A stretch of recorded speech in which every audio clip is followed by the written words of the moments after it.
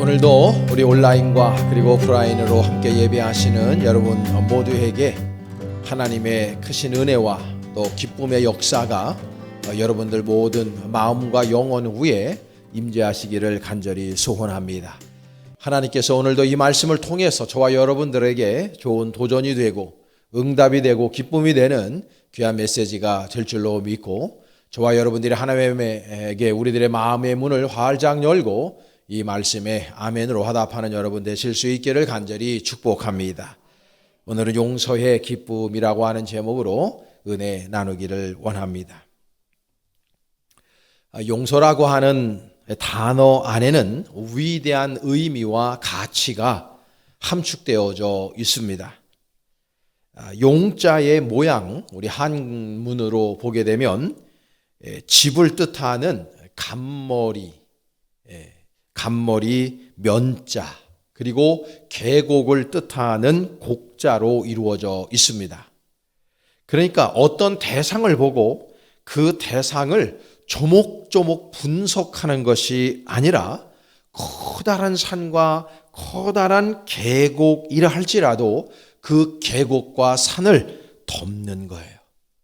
그래서 그 모든 계곡과 깊이 펴져 있는 그 아픔을 다 덮고 그리고 품어내는 것, 그거를 용자라고 표현합니다. 더 나아가서 용서하다, 헤아려 동정하다, 깨닫다, 그리고 밝게 알다 라고 하는 의미를 담고 있는 서자가 있습니다.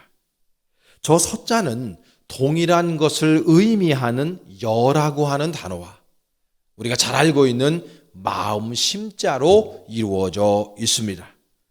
그러니까 이 서자는 다른 사람의 마음과 나의 마음을 일치시킬 때 우리들을 마음으로부터 우러나오는 감동과 감정을 드러내고 있는 용어가 바로 서자입니다. 그래서 이 서는 공자가 뽑은 인생 최고의 덕목이기도 합니다. 논어에 보면 위령공 15편에 공자의 수제자죠, 자공이라고 하는 사람이 공자 선생님에게 이렇게 질문을 합니다. 선생님, 제가 평생 동안 살아가는 동안에 제가 딱 한 가지만 실천할 것이 있다면 선생님은 저에게 한자로 그것을 무엇이라 가르쳐 주시겠습니까? 공자에게 묻습니다. 그러니까 공자가 그의 수자인 자공에게 말합니다. 바로 서이다 라고 얘기했습니다. 바로 이 서자를 얘기합니다. 인간 최고의 수향의 단계를 바로 용서라고 하는 것을 우리에게 가르쳐주고 있는 것입니다. 여러분, 이 공자는 인간 최대의 가장 아름다운 덕목으로 용서를 지금 제시하고 있는 것입니다. 이 서는 다른 사람들의 잘못을 무턱대고 그냥 덮어주는 행위가 아니라 다른 사람의 입장에서 그 사람을 생각함으로 말미암아, 다시 말해서 역지사지의 마음을 가지고 상대방을 중심으로 이해하려고 하는 마음, 그것이 바로 서라고 하는 단어 안에 다 담겨져 있는 함축적인 의미라는 것을 우리가 기억해야 됩니다.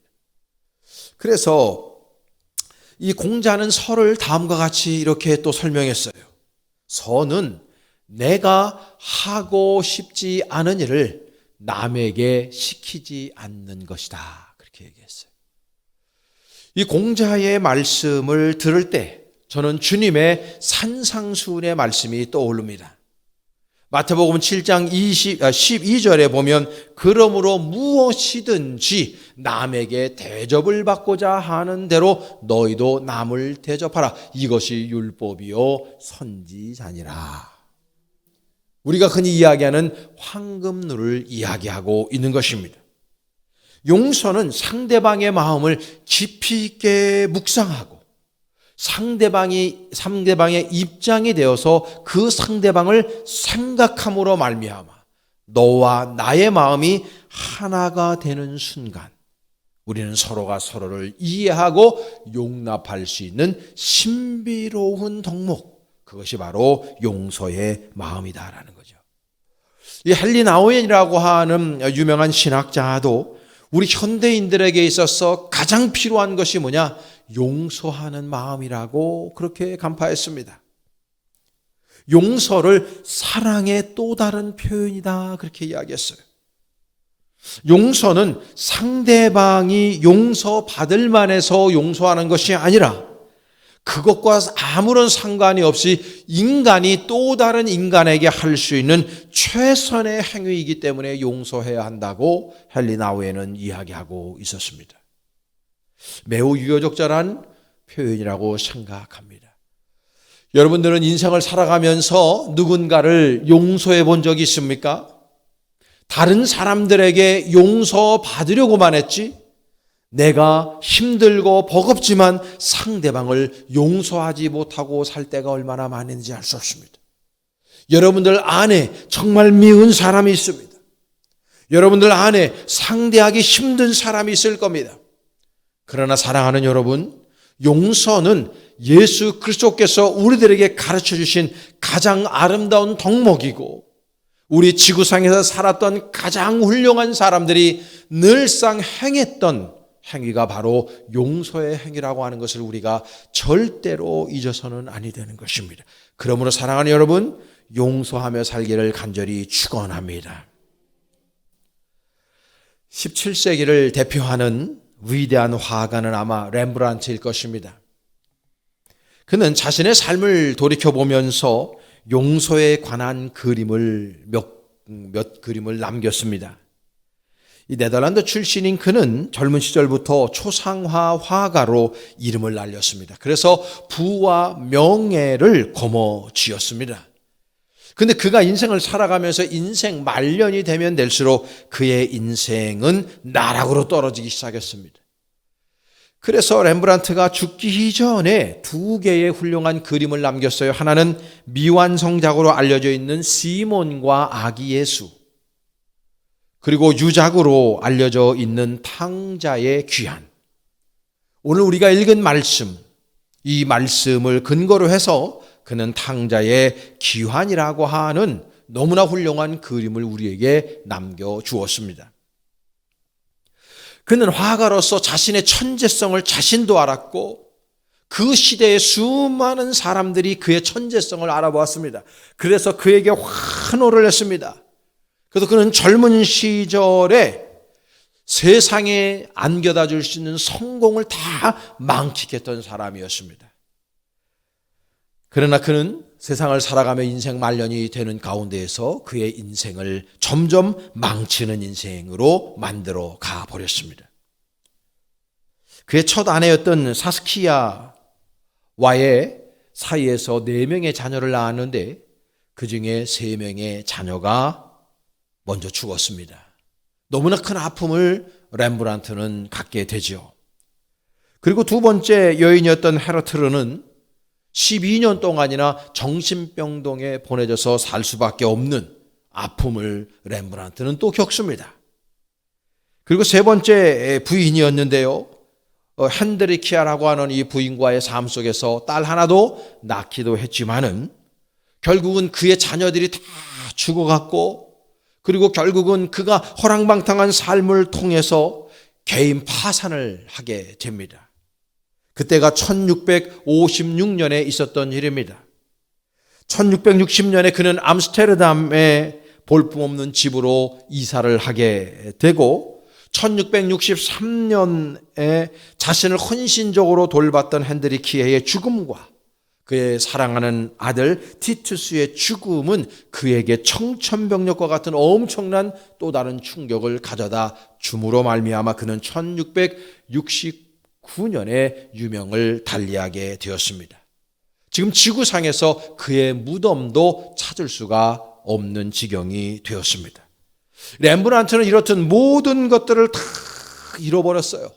다 잃고 죽기 일보 직전에 그는 우리가 오늘 읽은 이 본문의 말씀을 읽어 내려가면서 거기에 자기 자신을 투영해 그림을 그려낸 겁니다. 그게 바로 탕자의 귀환이라고 하는 작품으로 남아 있는 것이죠. 자, 여러분, 오늘 본문은 예수님께서 한 영혼의 중요성을 우리에게 가르쳐 주시기 위해서 누가복음 15장에는 시리즈 형태로 세 개의 이야기를 주님이 하고 계셔요. 첫째는 잃은 양 비유, 두 번째로는 잃은 드라크마 비유, 그리고 세 번째가 오늘 우리가 읽은 말씀, 잃은 아들의 비유. 이 세 개의 비유를 통해서 예수님은 우리들에게 잃은 자를 찾는 것이 얼마나 귀중한 것인지에 대해서 우리에게 직접 말씀을 해 주었습니다. 이 탕자의 비유는 작은 아들이 갑자기 아버지의 집으로 상정되고 있는 고향을 떠나는 장면으로 시작이 됩니다. 오늘 보면 12절과 13절의 말씀입니다. 우리 다 같이 하나님의 말씀 한번 읽어보겠습니다. 그 둘째가 아버지에게 말하되 아버지여 재산 중에서 내게 돌아올 분깃을 내게 주셔서 하는지라. 아버지가 그 살림을 각각 나눠 주었더니 그 후 며칠이 한되어 둘째 아들이 재물을 다 모아가지고 먼 나라에 가 거기서 허랑방탕하여 그 재산을 낭비하더니. 아멘. 지금 작은 아들은 아버지에게 자기 자신의 분깃을 달라고 그렇게 프로포즈를 합니다. 이 요구가 얼마나 그때 당시에 잘못된 것인지 분깃이라고 하는 단어 한 단어를 우리가 추적해보면 알 수가 있습니다. 분깃은 헬라어로 메로스입니다.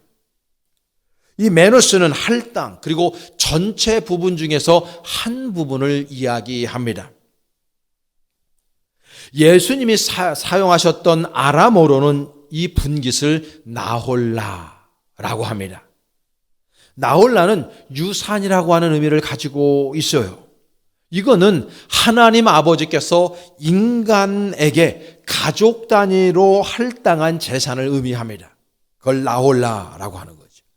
이 재산은 동산과 부동산이 다 포함되어져 있는 그런 의미를 가지고 있고, 이거는 다른 사람에게 양도 불가한 재산입니다. 단 아버지가 죽었을 때 아들들에게 내려가는 유산을 이야기하는 게 나홀라예요. 그런데 이 작은 아들의 이 행위는 고대 이스라엘의 사회의 근간인 나홀라를 완벽하게 무시하고 파괴하는 행위였습니다.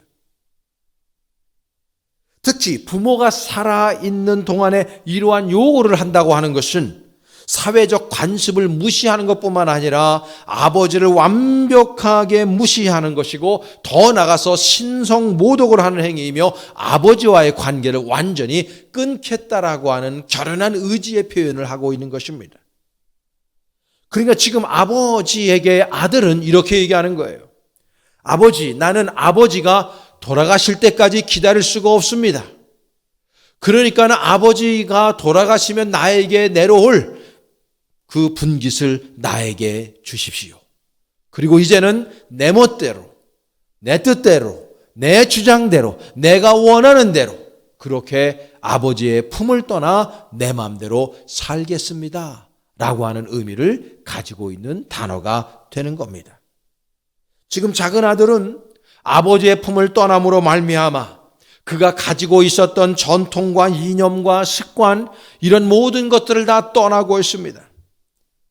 이 신약 시대의 어떤 공동체에서 그 공동체를 버리는 행위는 배신 행위일 뿐만 아니라 반역의 행위 있고 그것 자체가 범죄 행위였습니다. 그리고 자신의 공동체 부족을 떠나는 순간 그의 안정이 절대로 보장되지 않았습니다. 작은 아들이 고향을 떠나 향한 곳은 오늘 본문에 보면 먼 나라로 표현해 있습니다. 이 먼 나라는 아버지의 집과는 달리 무한 경쟁과 적자 상존의 장소입니다.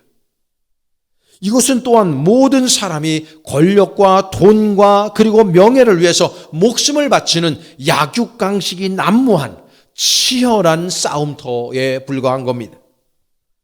심리적으로나 영적으로 고갈되어져 있는 이곳에서는 그 불안감을 해소하기 위해서 순간의 쾌락을 위한 유혹이 난무하는 장소이기도 했습니다. 쾌락은 이곳에 존재하는 무시무시한 경쟁을 잠시나마 잊게 해주는 마약과 같은 역할을 했습니다.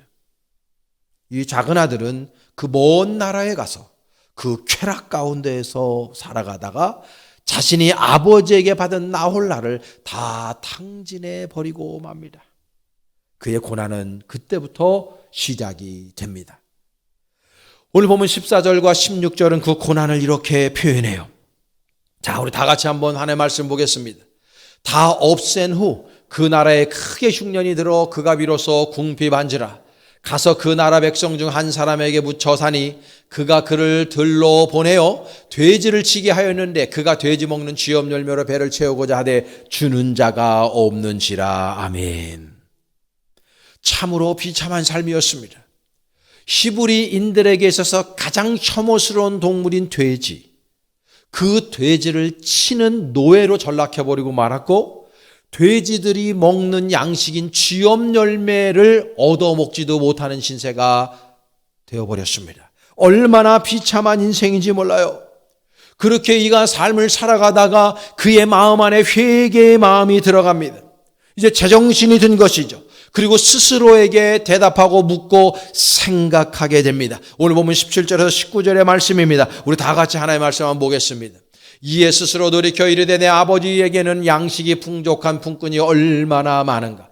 나는 여기서 줄여 죽는구나. 내가 일어나 아버지께 가서 이르기를 내가 하늘과 아버지께 죄를 지었사오니 지금부터는 아버지의 아들이라 일컬음을 감당하지 못하겠나이다. 나를 품꾼의 하나로 보소서 하리라 하고. 아멘.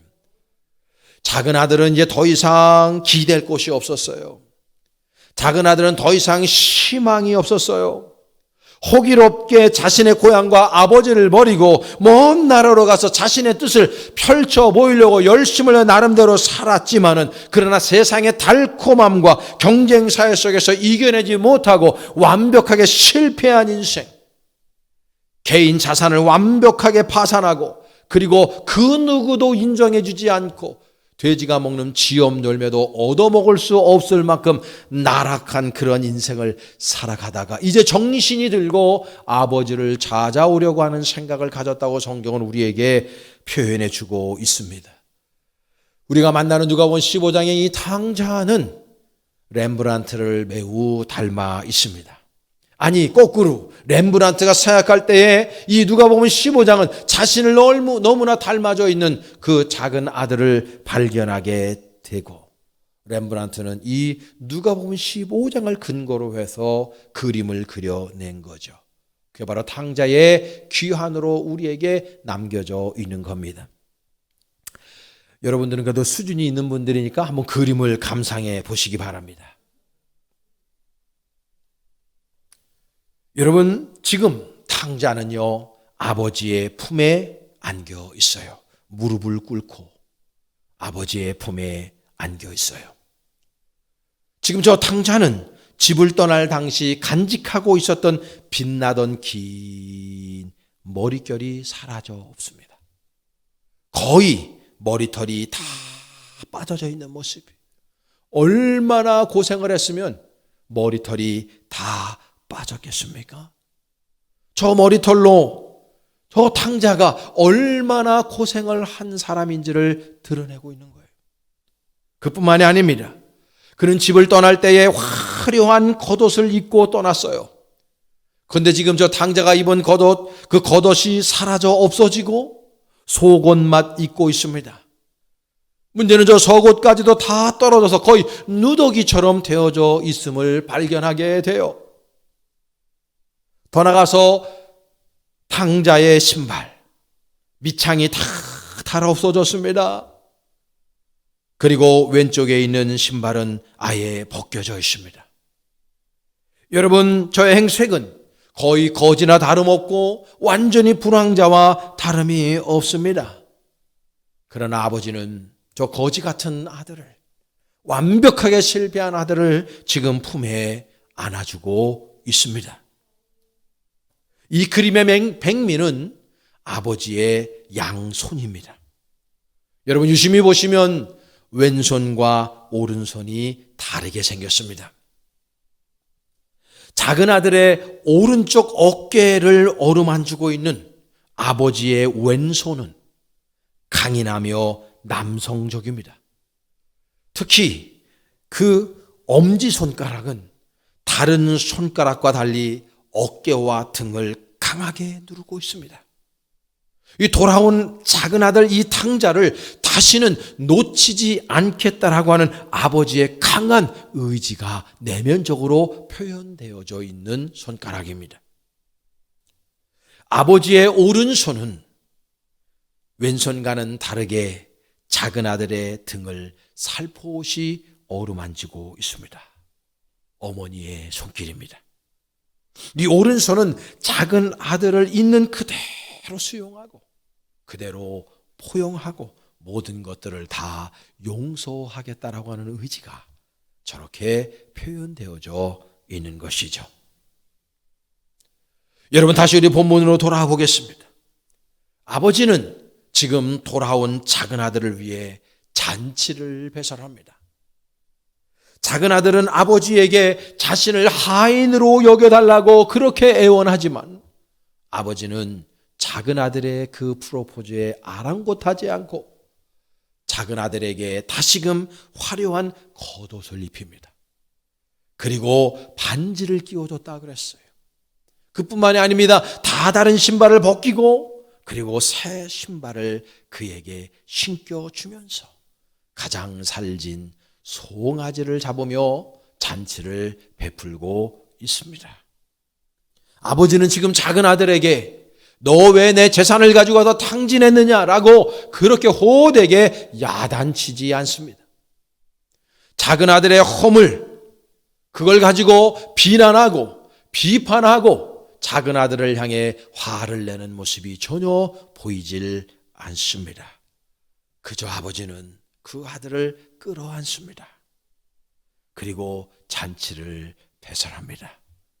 지금 아버지는 충심으로 그 작은 아들을 용서하고 있는 것입니다. 여러분 그냥 지나쳐 갔지만 아버지의 얼굴을 보면 여러분이 상상해 볼 수 있지 않습니까? 이 아버지 아들을 용서하고 다 품에 안고 계신 그리고 그 작은 아들을 위해서 잔치를 베풀어가 있는 아버지의 얼굴이 어떻겠습니까? 해같이 빛나고 있었을 것입니다. 바로 용서의 기쁨을 누리고 있는 것입니다. 충심으로 용서해 본 자들이 느낄 수 있는 얼굴의 표정, 그리고 충심으로 타다를 용서했을 때 얻을 수 있는 기쁨을 지금 아버지는 아들을 통해서 얻고 있는 것입니다. 사랑하는 여러분, 우리는 이데올로기가 다를 수 있습니다. 우리는 생각과 가치관이 다를 수 있습니다. 우리는 패러다임이 다를 수 있습니다. 그러나 우리가 그리스도 예수 안에서 한 형제 자매가 된 구원받은 주님의 백성이 되었다면 사랑하는 여러분, 다름을 우리는 얼마든지 이해하고 용서할 수 있어야만 하는 것입니다. 여러분 2021년도를 살아내고 이제 2022년도를 맞이하게 되는 이 즈음에 사랑하는 여러분, 용서하시기를 간절히 축복합니다. 혹시 여러분 마음 안에 응어리 져 있는 사람이 있다고 하면 그 사람을 여러분 주님의 이름으로 용서하고 그럴 때 여러분 안에 오는 그 기쁨을 누릴 수 있기를 간절히 축복합니다. 지금 우리는 대강절 세 번째 주일을 예배를 드리고 있습니다. 예수님께서 이 땅에 오신 가장 중요한 목적이 여러분 어디 있다고 생각하십니까? 모든 인류의 죄악을 용서하시기 위해서 오신 것 아닙니까? 그분이 왜 십자가를 지셔야만 됐습니까? 모든 인류의 죄악을 용서하시기 위해서 아니었습니까?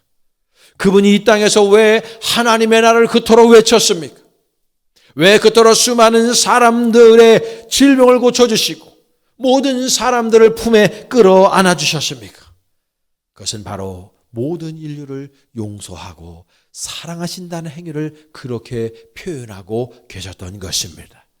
우리 예수님이 십자가에서 우리 모든 인류의 죄를 용서하심으로 말미암아 우리 인류에게 구원의 길을 여셨던 것처럼 저와 여러분들도 예수님의 사랑과 은혜와 용서를 받은 사람이기 때문에 우리도 누군가를 용서하고 그들에게 은혜를 베풀고 그들을 용납하는 행위를 하며 우리도 살아가야 하는 것입니다. 여러분 마음 안에 미움으로 박혀있는 사람이 있습니까? 아직도 여러분들을 힘들고 버겁게 하는 그 누군가가 있습니까? 사랑하는 여러분, 용서하시기를 바랍니다. 그럴 때 여러분 안에서는 세상이 줄 수 없는 기쁨과 감사와 그리고 아름다운 마음들이 우리 마음 안에서 기쁨으로 날마다 용서 넘치게 될 줄로 믿습니다. 사랑하는 여러분, 용서할 때 세상이 줄 수 없는 놀라운 기쁨을 얻을 수 있습니다.